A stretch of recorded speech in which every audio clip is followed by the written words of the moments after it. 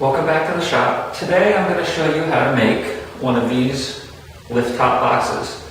Now they're really simple to make. They're just 4 pieces, mitered on the corners, and then have a bottom that sets in the dado, and then just a simple top. My prototype was made from an interesting piece of poplar, red cedar, and spalted maple. For the ones I'm going to make today, I have quarter-sawn sycamore, a piece of red oak that's also got some spalding in it, some black walnut, which I think I'm going to use as keys on the one, probably on the one from red oak because it's nice and straight grained and it's just kind of not going to be nearly as visually stimulating as this quarter-sawn sycamore is. For the bottoms, I have more red cedar, and then for the tops, I have a piece of Honduran mahogany, and then back here some MDF that I'm going to use for jigs that I'll get to later. So the first thing I have to do is rip all the boards to width.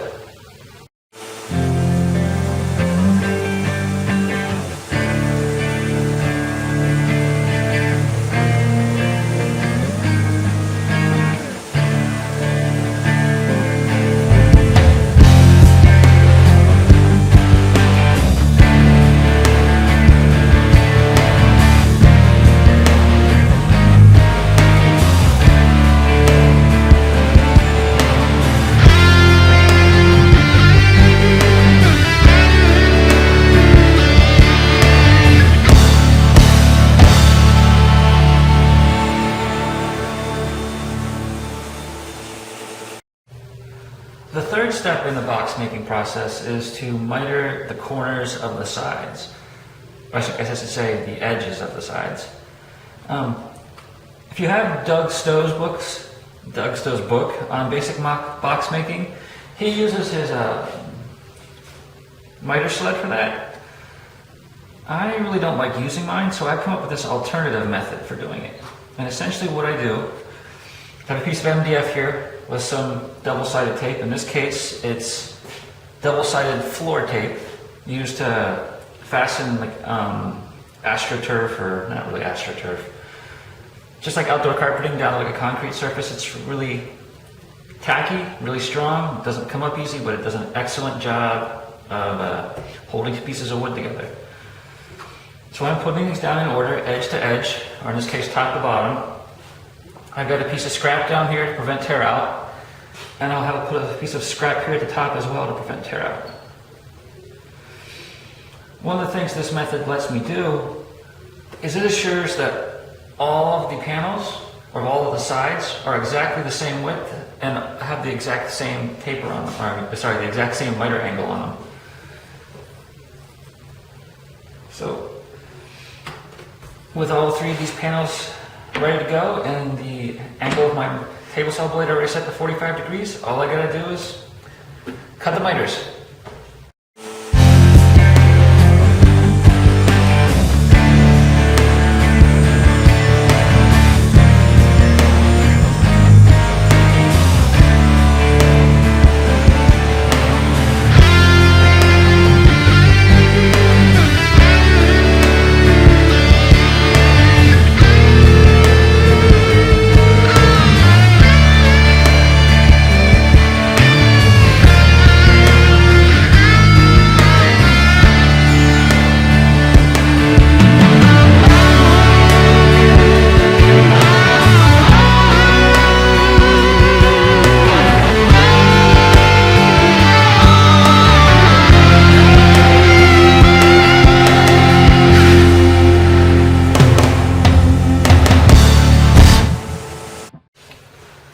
Last night I finished up in the shop by making the bottoms. Now the bottoms are made, in my case, from red cedar. That's just because that's what I had on on hand that was roughly the right thickness. And really it's nothing more, in this case for this one, since I didn't have any boards wide enough, 2 pieces of red cedar that are rabbited all the way around, and then 2 of the rabbets overlap to make a shiplap joint. And you can make these with the following steps.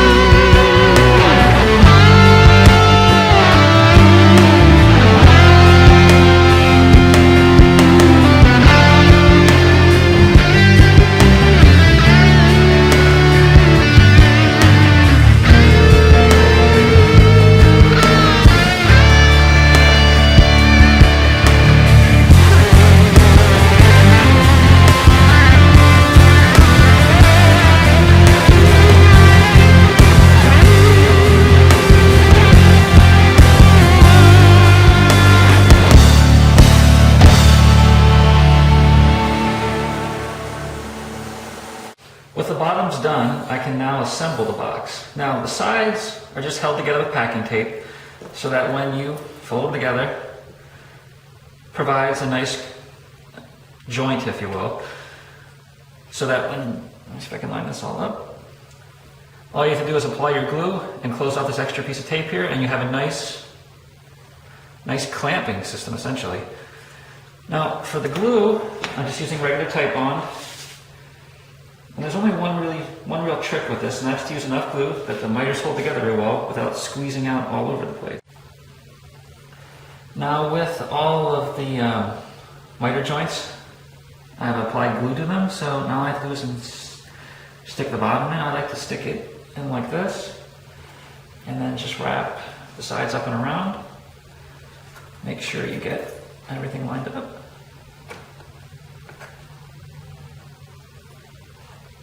Closed, and then all you have to do is stretch your tape nice and tight. With the bottoms done, it's now time to make the tops. Now the top is really simple. It's really just 2 types of cuts. The first type of cut is just a rabbet cut, so you just hold the top on its side and then cut a rabbet all the way around so that you have the recess that holds the lid on the box. The second type is purely decorative. In this case it's an 11-degree angle cut, again on all 4 sides. Now I showed earlier how I had some excess MDF, or I should say excess, I had some MDF I was going to use for a jig, and this is the reason why. One's for when I'm making the rabbet cut, I want something extra to hold on to. So basically when I'm running this through the saw, which I'll show you here in a moment, I always, I have twice the thickness, so I feel a lot more comfortable running it through the saw this way, so I can push here and hold down here. I don't have to worry about my fingers or anything getting too close to the saw blade. And then the other benefit of this MDF is that when you're actually cutting the taper, now this angle here is actually greatly exaggerated, but you don't have to worry about when you cut this one taper on this side, when you rotate the block 180 degrees, that this taper starts to go underneath your saw. Underneath the fence. Because you still have this vertical face down here from the MDF. So all you have to do then is just make your cut, rotate, make a cut, rotate, make a cut, rotate again. And you'll have a perfect taper on every side because you still have this nice reference face down here. So let me show you the steps on the saw.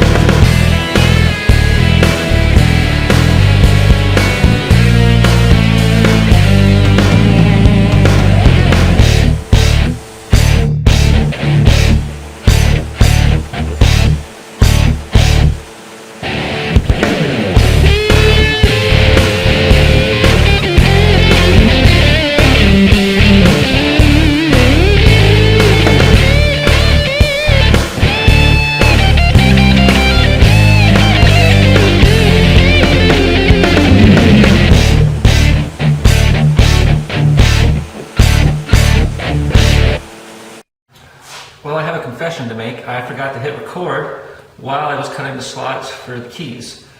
So I'm going to have to just explain it the best I can. So the keys are they're an interesting visual element in the design, plus they act to strengthen the miter. So what you have to do to cut them is you make a jig like this. It's basically just a piece of MDF with in this case a 2x4 has a notch cut in it. It's exactly 90 degrees. And then what you do is you run it against the fence with a rip blade so you get a nice flat bottom at a given width and a given depth. So you can see here that the highest one is a little deeper than the lowest one. And what that does, as you can see here in the corners, it makes the one closer to the top in this case wider visually than the lower one. A couple things I recommend for this is if you're going to use a hardwood, or I shouldn't say hardwood, if you're going to use a wood that chips easily, like this is red oak, for example, which chips really easily, I recommend that you wrap tape all the way around. You don't want to overlap it because that might cause the piece to rock while it's in here because of the extra thickness in one spot. So just be careful laying it on and you'll be good to go. And then I'd also recommend you leave it on while you're doing the gluing. When you actually glue the keys in place, that way if you have squeeze out, it's on top of the tape, rather than down in the grain of the wood.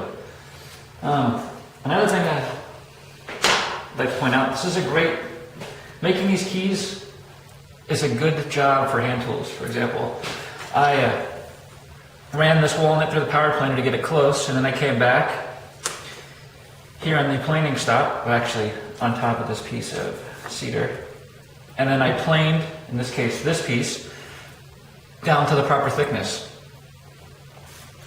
I can't make a piece any thinner than this. Actually, I can get just a little over 1/8 of an inch on my planer, but I can use a little block plane like this to bring it down to the exact thickness.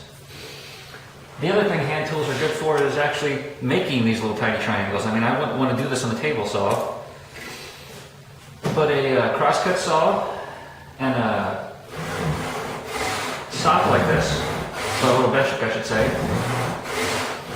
perfect. Even though my sawing technique's not yet,